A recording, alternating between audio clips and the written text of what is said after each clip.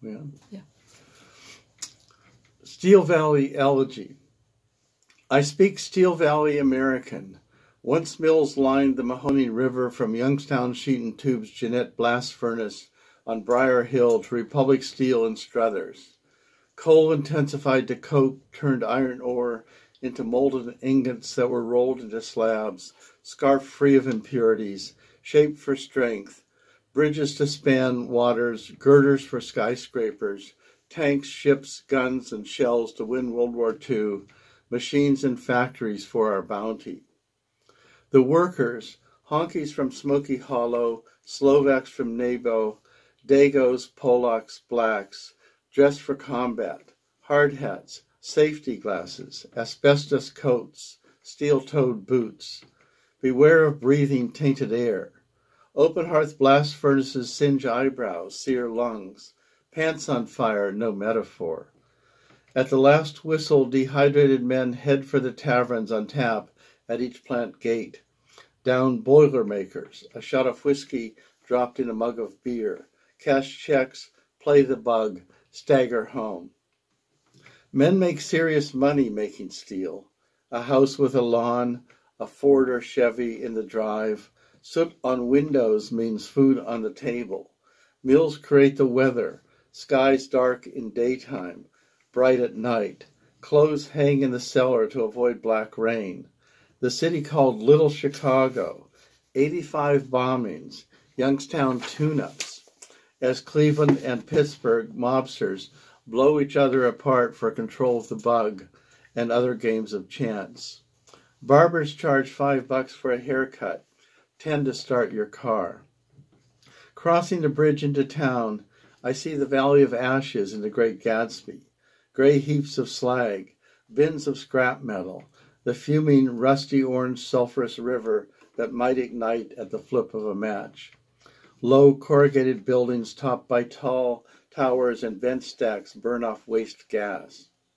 Serpentine trains shunted into side yards, scotched into freight cars, unload one by one. My Czech girlfriend, whose father works in steel, spreads a blanket in her backyard above the valley. As evening falls, the infernal glow of the mills becomes magical. Yellow flames from smelters make airborne soot sparkle, blotting out the stars. White-hot slabs glide down conveyor belts. The screeching, clanging industrial din has a percussive rhythm. Teens in love, for all we know, our kisses last hours. Now the mills are gone. The only people left misplaced their car keys. Still I celebrate the Steel Valley's brutal lost beauty.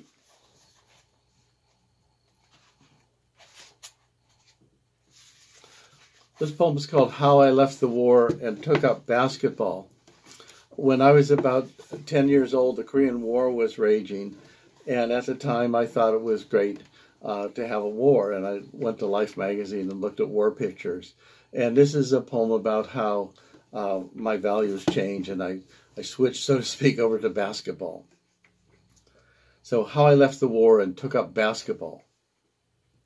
The first time he whipped a behind-the-back pass to the open man on his blind side, Bob Cousy knew he was a star. A small man with big hands, quick as a poet, his pinpoint passes scored baskets. Me, I practiced down in our pitch-black cement cellar, dribbling with either hand into dark. Sometimes I sat with my eyes shut, spinning the ball on my fingers, rubbing the nubbles and whispering to myself. This was near the end of the Ohio phase of the Korean War, when coming home at dusk from the Battle of Hidden Valley and Lee Run Creek, I ran headfirst into a barbed wire fence, slicing my skin at the hairline. My mother screamed to see the web of blood, while I searched my skull in the mirror, praying for a scar. At first I shot from the hip, pushing off on my left leg to launch a giant step up with my right, banking the ball off the board to drop through the hoop. By junior high, I had a fallaway jump shot and basketballs on the brain.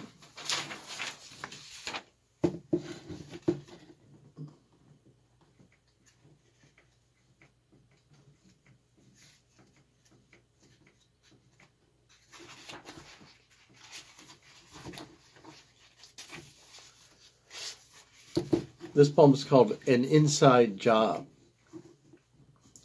For 3 summers, I sell bait, boats, fishing permits at Evans Lake to those lunatics who show up before dawn to hook their fill of perch, bass, and bluegills. An old black man likes to gig for carp along the shoreline. Most men want to be out on the water. Fine with me.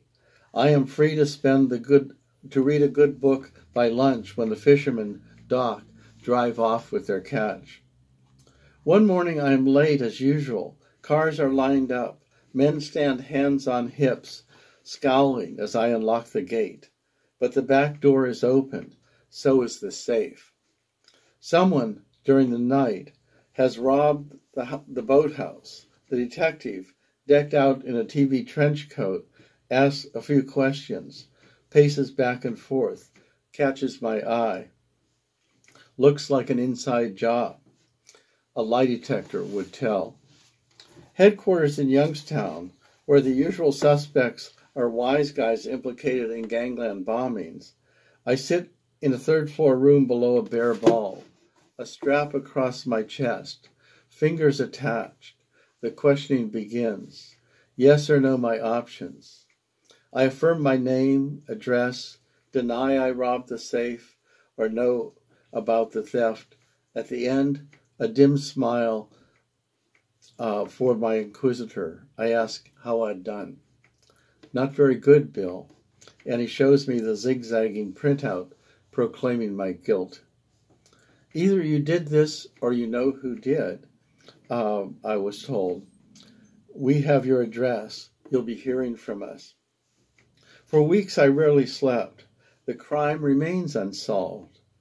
All these years I ponder why my doorbell never rang. The city cops are swamped or snug in the mob's pocket. No bombers stand trial. Why did I fail the test? When Keats saw a sparrow pecking the gravel, he became that bird, felt its satisfaction. A crowbar for the door, sensitive fingers crack the safe, loot crammed in a bag, I make a clean getaway.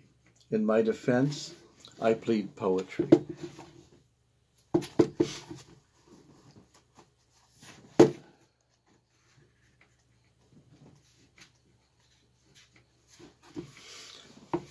Here's a poem about a singer a few of you may have heard of.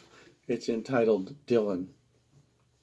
A sharp-featured, skinny angel with a frizzy halo of reddish-brown curly hair, tousled like a fright wing, brambled in tangles and knotted by the wind, wearing a snap-brim corduroy Huck Finn cap, blue jeans, brown jacket, his head bent to the lost ghost wail of his sad harmonica, an acoustic guitar strapped over his shoulder, scraps of songs crumpled up in his pockets, a scruffy runt defiantly slinging these street words into poem songs, put-downs, and prophecies, exalted on high-heeled, hand-tooled, battered desert boots, this sunken-eyed seer back from a Badlands death trip looks into the dark like a night hawk.